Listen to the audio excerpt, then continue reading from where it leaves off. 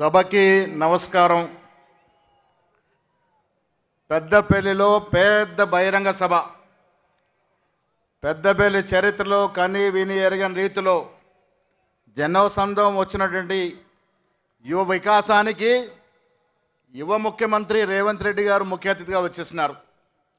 మిత్రులారా, గత 10 ఏళ్ల పాలనతో పోల్చుకున్నప్పుడు నీళ్లు నిధులు నియామకాల పేరిట అధికారంలోకి వచ్చినట్టు కేసీఆర్ 10 ఏళ్ళు పచ్చంగా 10 ఏళ్ళు నిరుద్యోగులు ఏ విధంగా మోసం చేసినారో చూసిన మనం రాహుల్ గాంధీ గారు సోనియా గాంధీ గారు ఇచ్చిన మాట ప్రకారం అధికారంలోకి వచ్చిన కాంగ్రెస్ ప్రభుత్వం రేవంత్ రెడ్డి గారు ముఖ్యమంత్రిగా, బట్టి గారు ఉప ముఖ్యమంత్రిగా, మంత్రులందరూ కష్టపడి ఇచ్చిన ఉద్యోగాల సంఖ్య 1 సంవత్సరంలో 55,000 మాట గుర్తుపెట్టుకోవాల్సిందని విజ్ఞప్తి చేస్తూ ఉన్నాను.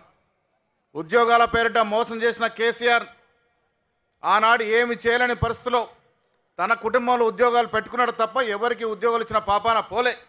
ఇవాళ కాంగ్రెస్ ప్రభుత్వం వచ్చిన 9 మాసాల్లో గ్రూప్ 1 నిర్వహించడం కానీ, మెడికల్ ఫీల్డ్లో కానీ, పోలీస్ శాఖలో కానీ ఇచ్చిన అన్ని ఉద్యోగాల సంఖ్య దాదాపు 55,000.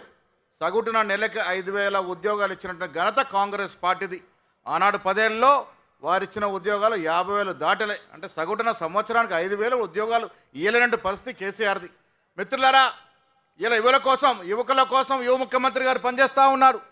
రైతుల కోసం, మహిళల కోసం ఈ ప్రభుత్వం పనిచేస్తూ ఉంది. మీ అందరూ మేలుకోలే ప్రభుత్వం ఈ 5 ఏళ్ళు కొనసాగే విధంగా మీ ఆశీర్వదించాలని, వచ్చే ఎన్నికల్లో ఇక్కడ ఢిల్లీలో గెలిచి రాహుల్ గాంధీ గారిని ప్రధానమంత్రి చేసుకోవాలన్న ఆకాంక్ష ముందుకు పోతా ఉన్నాం. మీ అందరూ సహకరించాల్సిందిగా కోరుతూ సెలవు తీసుకుంటా ఉన్నాం. జై హింద్, జై Congress. Thank you sir. Honourable minister Ponguleti Srinivas Reddy గారు.